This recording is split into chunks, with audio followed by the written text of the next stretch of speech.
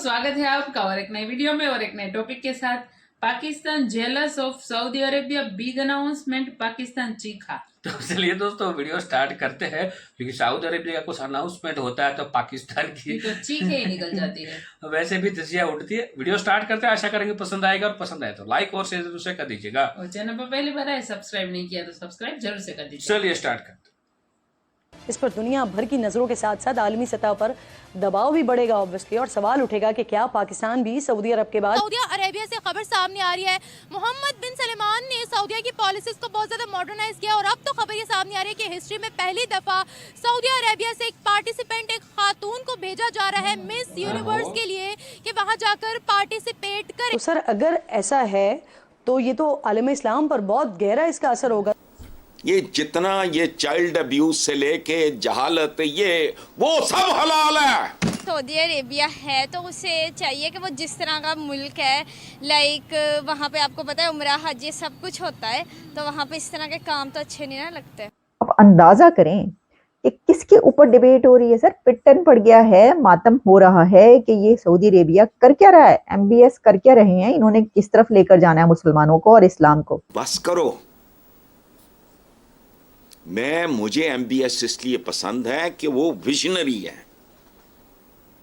अल्लाह उस आदमी को सेहत और जिंदगी दे। इस बयान की इम्पोर्टेंस इसलिए भी बढ़ गई है कि सऊदी वली-ए-अहद शहजादा मोहम्मद बिन सलमान ने साथ ही साथ हम ये भी बात करेंगे कि सऊदी अरेबिया ने ही लाउड स्पीकर के वॉल्यूम पे लिमिट लगा दी। रमजान में अफ्तारी के ऊपर जो है वो पाबंदी लगा दी कि मस्जिद में अफ्तार नहीं हो सकता। आप ये क्यों कह रहे हो कि बोल्ड होगी तो उसको इज्जत नहीं मिलेगी? इज्जत तो यहाँ बाय वालों को भी नहीं मिल रही, इज्जत तो यहाँ 7 साल की बच्ची को भी नहीं मिल रही, इज्जत तो यहाँ जानवरों को भी नहीं मिल रही। फिर बताएं जानवरों को क्या करें? और ये पहली बार है कि सऊदी अरब मिस यूनिवर्स कंपटीशन में हिस्सा ले रहा है।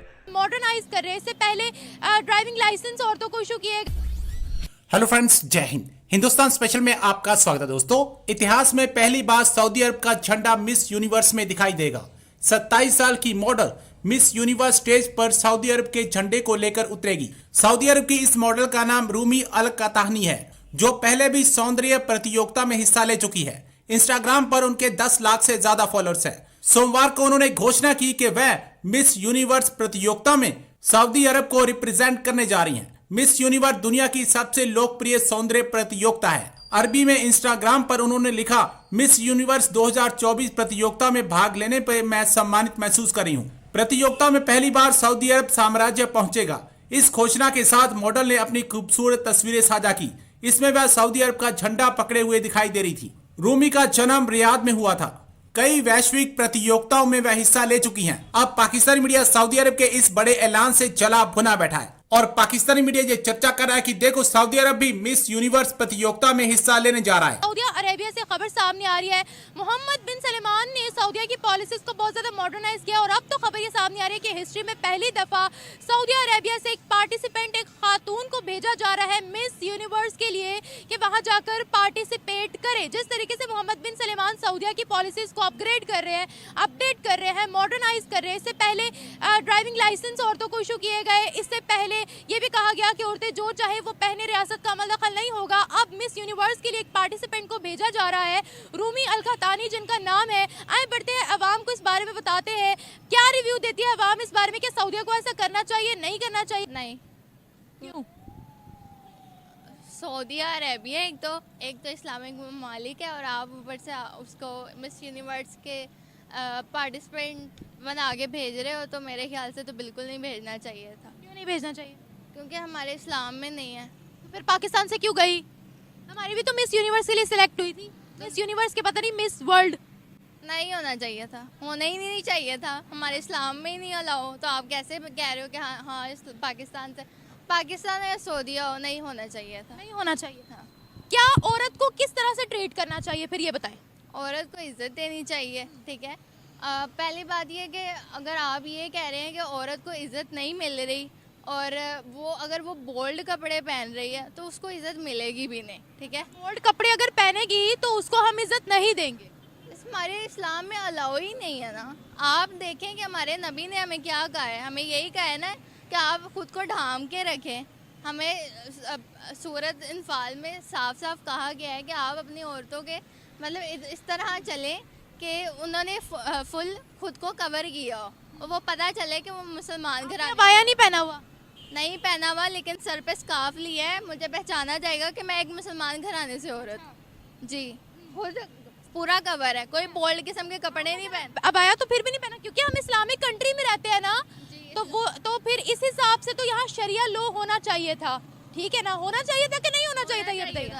ये तो सब पे चीजें हैं। हमारे मुल्क में इस चीज़ की आज़ादी है, आप मानती है कि कोई भी लड़की पैंट शर्ट पहन सकती है, कोई भी लड़की वेस्टर्न पहन सकती है, जिस लड़की की जो मर्जी है वो पहन सकती है, इस चीज़ की आज़ादी है ना हमारी कंट्री? जी है तो सही, बिल्कुल है, आज़ादी तो है। वो तालिबान वाला निज़ाम चाहती हो यहाँ? जी, तालिबान वाला निज़ाम चाहती हो जैसे अफगानिस्तान में है? नहीं, तालिबान वाला निज़ाम नहीं मैं कह रही, मैं बस ये कह रही हूँ कि हमारे माशरे में औरत को इसी नज़र से देखा जाता है कि मतलब इस्लाम के मुताबिक देखा जाए। वो अगर वो ये कहते हैं कि जी हम बोल्ड कपड़े पहन रहे हैं तो मर्द अपनी नज़रें नीचे करें, ये भी तो है ना कि मर्द तो फिर देखेंगे ही देखेंगे। अच्छा, मर्द अगर कोई अबाए वाली होगी तो उसको नहीं देखेंगे? देखेंगे, लेकिन फिर आप ये क्यों कह रहे हो कि बोल्ड होगी तो उसको इज्जत नहीं मिलेगी? इज्जत तो यहाँ बाय वालों को भी नहीं मिल रही, इज्जत तो यहाँ 7 साल की बच्ची को भी नहीं मिल रही, इज्जत तो यहाँ जानवरों को भी नहीं मिल रही। फिर बताएं जानवरों को क्या करेंगे हम?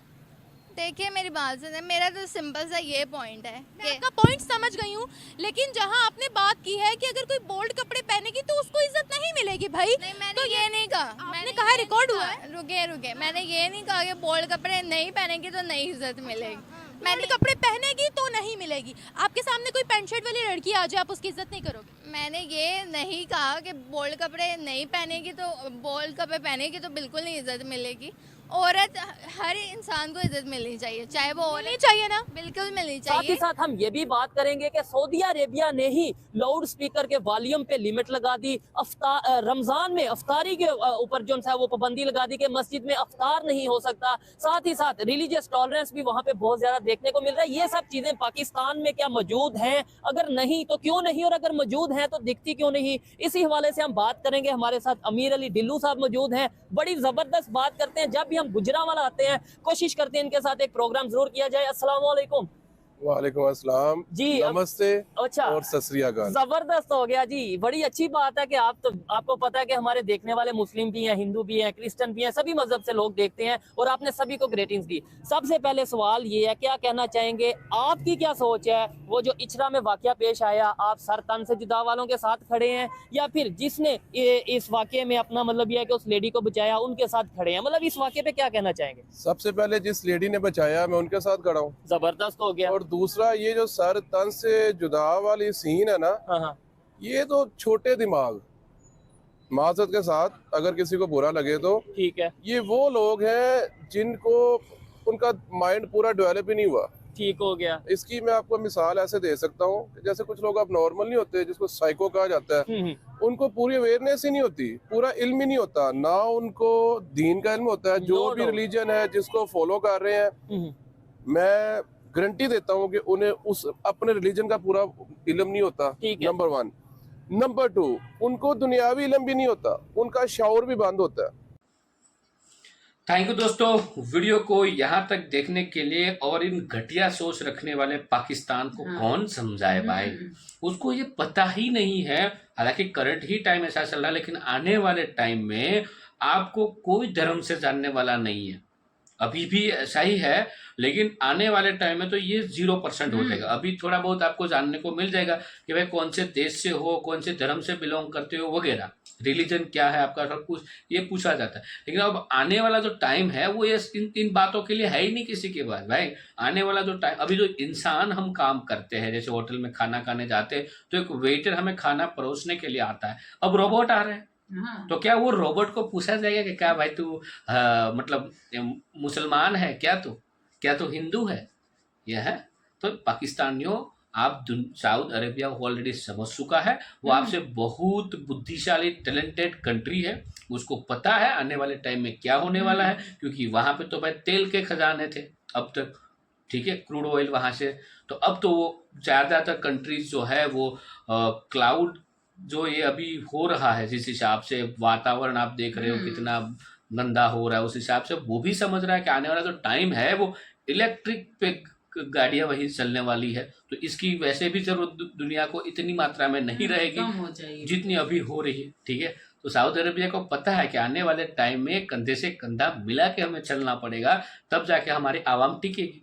ये पाकिस्तान आप बस आपके जो है ना ये एक पुस्तकी ज्ञान जो जिहाद वाला, मुसलमान के ऊपर जुल्म हो रहा है, फलाना टेंशन, आप उसी में ही रहो, तब तक दुनिया आगे निकल जाएगी। ठीक है, बाकी दोस्तों वीडियो आपको कैसी लगी कमेंट में लिखकर आप हमें जरूर बताइए। फिलहाल आपसे विदाई ले रहे हैं, लेकिन मिलते हैं और एक नए वीडियो में आपके साथ। टिल देन जय हिंद, जय भारत।